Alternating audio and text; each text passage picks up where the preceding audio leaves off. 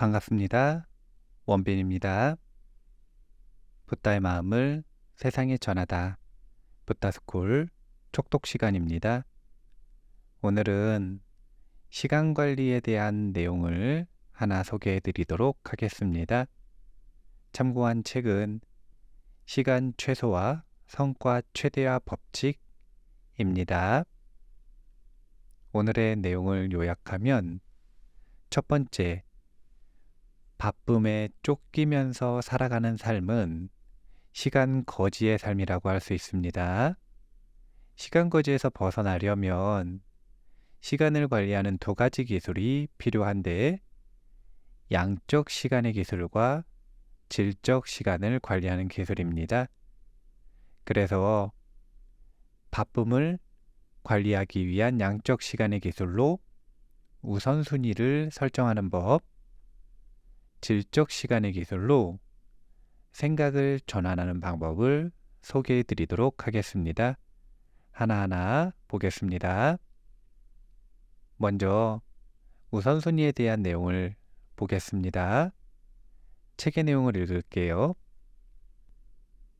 중요한 일인데 긴급한 정도가 낮은 작업과 별로 중요한 일이 아닌데 긴급한 정도가 높은 작업 중 어느 쪽을 먼저 해야 할지 망설여진다. 이럴 때는 고민하는 만큼 유휴 시간이 발생하기 때문에 긴급한 일보다 중요한 일을 먼저 해야 성과가 오른다고 기억해두자. 중요한 일을 우선 정리하다 보면 긴급해지기 전에 해결되므로, 그러다 보면 점점 긴급한 업무는 발생하지 않고 중요한 작업에 시간과 노력을 집중시킬 수 있기 때문이다. 하지만 중요한 일부터 착착 정리해가지 않으면 그 일은 어느덧 긴급한 일이 되어 여러분을 짓누를 것이다. 제가 자주 얘기합니다. 삶이 바쁘다라고 하는 것은 그만큼 게으르다는 의미이다 라고요. 여기에 이유가 나옵니다. 그게 무엇인가? 생각해보면 긴급한 일이 일어난 이유가 무엇일까요?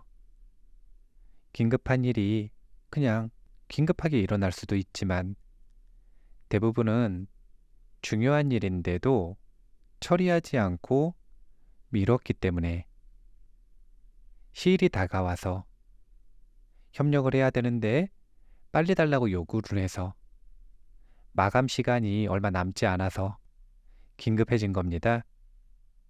우리가 왜 도대체 긴급한 일을 처리하느냐고 급급해서 바쁘게 살아가는가? 그것은 기준이 아니라 본능에 이끌리기 때문입니다. 아무리 중요한 일이 있다고 하더라도 오늘 당장 끝내야 되는 긴급한 일이 있으면 사람들은 그것부터 하고 싶어지는 게 당연한 본능입니다. 이 본능에 이끌려서 그 긴급한 일들을 쫓아다니다 보면 정작 해야 하는 중요한 일을 못해서 다시 긴급한 일은 점점 축적되고 쌓이게 되죠. 그럼 계속 바쁘죠. 중요한 일에 대해서 게으르고 이 악순환의 고리를 끊을 수 없습니다. 그렇기 때문에 당연히 해야 할 일들이 있으면 체크리스트를 만드실 거잖아요. 그리고 그 체크리스트를 우선순위에 따라서 하나하나 다 정리를 하겠죠. 그때 긴급한 일을 처리하는 것보다는 중요한 일을 처리하는 것을 더 상위로 놓는 것이 좋다. 이렇게 기준을 잡으시면 좋을 것 같습니다. 두 번째, 우선순위 정하는 기준을 하나 더 알려드릴게요. 그것은 시간이 얼마나 소요되는가를 가지고 일 처리의 우선순위를 정하는 겁니다. 소요 시간이 짧은 건 바로바로 해버리는 것이 좋다는 의미입니다. 예를 들면요, 10분 이내에 완료할 수 있는 일이다. 그럼 지금 바로 하는 겁니다. 30분 이내에 완료할 수 있는 일이다. 그럼 오늘 중에 하기로 계획합니다. 1시간 이내에 완료할 수 있는 일이다. 내일 중으로 끝내기로 결정합니다. 하루 이내에 완료할 수 있는 일이다. 그러면 2주일 이내에 스케줄을 정합니다. 그래서 합니다. 바로 할 가치가 없는 일이다. 이것은 그냥 하지 않으므로 정해버립니다. 이런 식으로 자신이 해야 할 일과 하지 말아야 할 일, 그리고 지금 당장 해야 할 일과 내일 해야 할 일, 이런 우선순위를 중요도, 그리고 소요시간이 얼마나 되는가를 기준으로 정한다면 우리가 우선순위에 따라서 해야 할 일을 기준에 맞게 처리할 수 있을 것입니다. 양적 시간을 관리할 수 있다는 의미입니다. 다음으로 주관적 시간 관리로서의 바쁨 관리라고 하는 건 결국은 느낌, 생각 관리입니다. 이유는 다른 게 아니라 바쁘다라고 하는 것은 결국은 그냥 주관적인 느낌에 불과하기 때문입니다. 책의 내용 좀 소개해 드릴게요. 바쁨이란 물리적인 업무량이 아니라 주관에 좌우되는 것이다. 똑같은 작업량이라도 어떤 사람은 바쁘다고 느끼고 어떤 사람은 한가하다고 느낀다. 예전에 나였다면 바쁘다고 느끼지 않았는데 지금의 나는 바쁘다고 느낀다. 따라서 바쁨은 생각하기에 따라 달라질 수 있다. 바쁨을 제어하는 효과적인 방법 2가지를 소개하면 다음과 같다. 1번, 바쁘다고 느꼈다면 해야 할 업무량이나 작업량을 3배로 늘린다. 그런 다음 원래대로 돌아가면 한가하게 느껴진다. 2번, 더 바쁜 사람을 본다. 바쁘다고 생각했지만 어차피 저 사람의 3분의 1이다 라고 생각하면 적어도 바쁨에 대한 초조함은 없어진다. 자, 다시 이야기하겠습니다. 바쁘다라는 느낌은 그냥 주관적인 느낌에 불과합니다. 실제 양적 시간을 어떻게 쓰고 있느냐에 따라서 우리는 바쁘다 바쁘지 않다를 판단하지 않는다는 거죠. 그래서 제가 시간 관리를 해야 한다라고 하는 강조를 할 때 이 2가지 표현을 씁니다. 역설적인 표현인데요. 바쁘면서 무기력한 삶을 살아갈 것인가? 아니면 여유롭지만 치열한 삶을 살아갈 것인가? 왜 역설적인가요? 치열하다. 객관적으로 볼 때 훨씬 많은 일을 한다는 뜻입니다. 그런데 그 사람의 주관적 느낌은 여유로워요. 왜 그런가?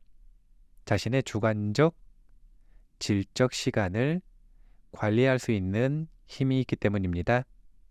스스로 바쁘다고 느끼지 않는 거죠. 자신이 시간 관리를 선택할 수 있는 선택권이 있고 여유가 있기 때문에, 자신이 자발적으로 선택한 일이기 때문에, 그리고 얼마든지 미루거나 새롭게 선택할 수 있는 권리가 있기 때문에 심적 여유가 있습니다. 그래서 바쁘다고 느끼지 않습니다.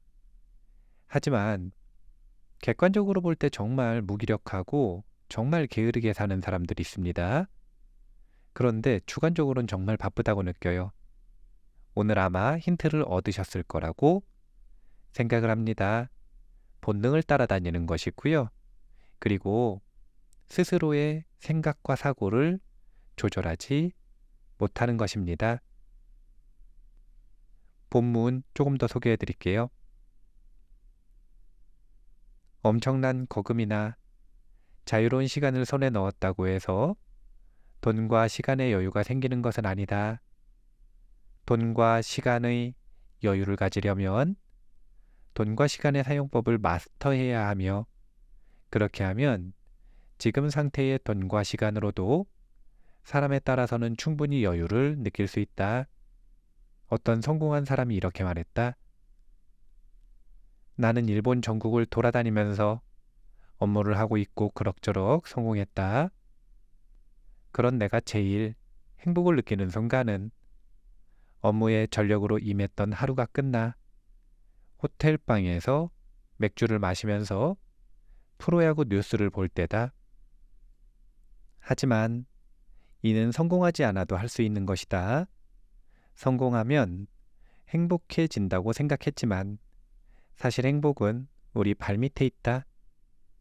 발밑에 있는 여유를 깨닫는 것, 그것이 제일 사치스러운 것일지도 모른다.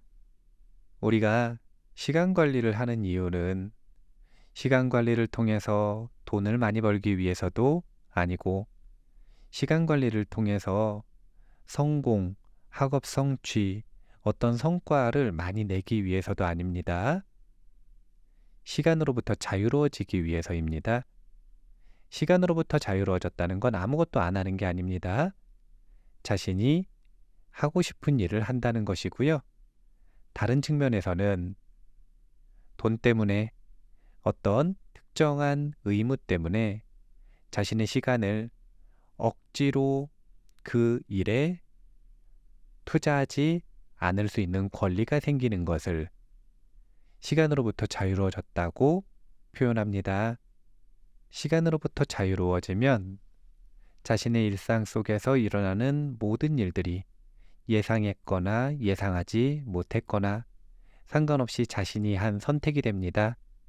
그렇다면 얼마나 성공했고 얼마나 가졌고 무엇인가를 얼마나 이루었는지와 상관없이 자신의 선택을 자신이 즐길 수 있는 가능성이 생깁니다.